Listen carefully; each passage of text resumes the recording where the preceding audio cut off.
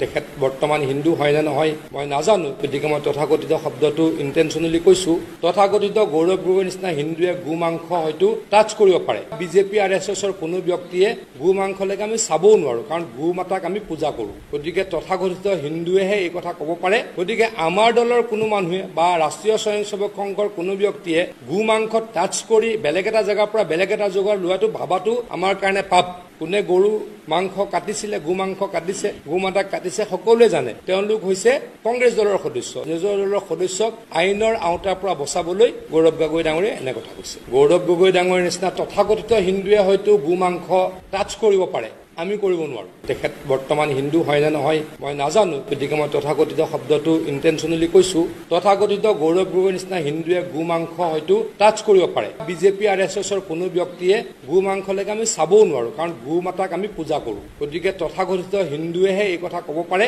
তেওঁলোকৰ পাৰ্টিৰ ক্ৰিমিনেলক যাতে বচাব পাৰে এই কামবিলাক কোনে কৰিছে সকলোৱে জানে মই আকৌ কৈছো যিসকল ভাল হিন্দু যিসকলে গো মাতাক পূজা কৰে তেওঁলোকে গো মাংস চুব নোৱাৰে টাচ কৰিব নোৱাৰে চাবও নোৱাৰে গতিকে আমাৰ দলৰ কোনো মানুহে বা ৰাষ্ট্ৰীয় স্বয়ংসেৱক সংঘৰ কোনো ব্যক্তিয়ে গো মাংস টাচ কৰি বেলেগ এটা জায়গাৰ পৰা বেলেগ এটা জোগাৰ লোৱাটো ভাবাটো আমাৰ কাৰণে পাপ এইটো কোনে কৰিব পাৰে তথাকথিত গৌৰৱ গগৈ ডাঙৰীয়াৰ দৰে হিন্দুৱে সেইটো কৰিব পাৰে গতিকে এইটো কাম কোনে কৰিছে সকলোৱে জানে কোনে গৰু মাংস কাটিছিলে গো মাংস কাটিছে গো মাতাক কাটিছে সকলোৱে জানে গতিকে তেওঁলোকে এইটো কাম কৰিছে আৰু তেওঁলোক কোন দলৰ সদস্য তেওঁলোক হৈছে কংগ্ৰেছ দলৰ সদস্য নিজৰ দলৰ সদস্যক আইনৰ আওতাৰ পৰা বচাবলৈ গৌৰৱ গগৈ ডাঙৰীয়ে এনে কথা কৈছে